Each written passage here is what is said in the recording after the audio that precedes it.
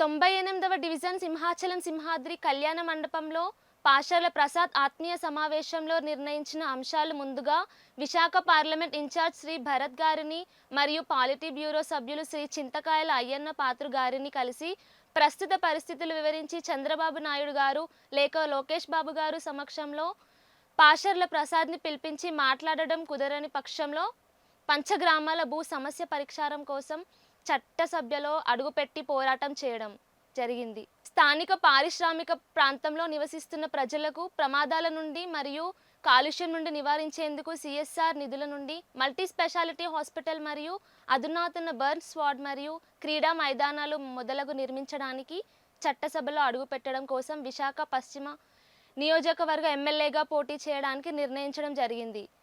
ఈ సమావేశానికి తెలుగు యువత రాష్ట్ర అధికార ప్రతినిధి సతవాడ శంకర్రావు అధ్యక్షత వహించగా 98వ డివిజన్ ప్రధాన కార్యదర్శి భోగాపురపు పైడిరాజు, పాలవలస రాంబాబు, లండ శ్రీనివాసరావు మొదలగు వారు పాల్గొన్నారు. నేను ఆ రోజున పేపర్ ప్రకటన రాగానే చంద్రబాబు నాయుడు గారి పేపర్ స్టేట్మెంట్ ఇవ్వగానే నేను ఇమీడియట్ గా రిజైన్ చేశాను. ఆ రిజైన్ చేసే ముందు మీ అందరితో సమాసమే రిజైన్ చేయాలి, కానీ నేను ఇమీడియట్ గా రిజైన్ చేశాను. కారణం ఏంటంటే మీకు తెలియంది ఉంది, నాకు తెలిసింది ఉంది. ఎందుకంటే ఒక 5 సంవత్సరాల నుంచి నేను బాగా కష్టపడుతున్నాను. ఈ ప్రతిపక్షంలో కూడా ఇలాంటి ఒత్తిడిని కూడా తట్టుకొని నిలబడి చేస్తున్నాను.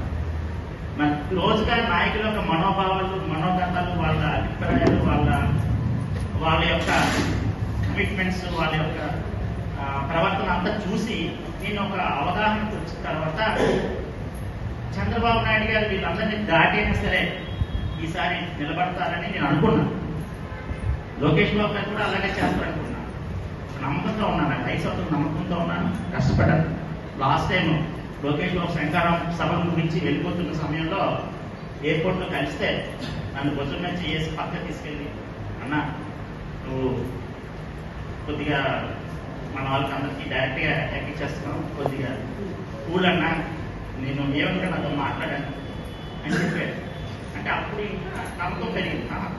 వీరికి నా మాట మీద ఒక కూల్ ఉంది, నాకు ఒక గౌరవం ఉంది అనుకున్నాను. అనుకుంటే ఎలా చూస్తే 1-2 రోజుల్లో లిస్ట్ వస్తుందని తెలిసింది. ఆ మాట ముఖంతో పెట్టారు. మాఘ పౌర్ణమి రోజు లిస్ట్ కూర్చోదు తాళపొడి వారి అదే బాగా కూర్చుంది. అయితే ఆ లిస్ట్ వస్తుందని తెలిసింది. ఆ లిస్టు ఉదయాన్నే 11 గంటల 4 నిమిషాలు మూలతో పెట్టారు. నేను ఉదయం లేచి యోగా చేసి పోటీ కూర్చున్నాను. ఉదయం లేచి యోగా చేస్తుంటుంటే నాకు లాస్ట్ రిక్వెస్ట్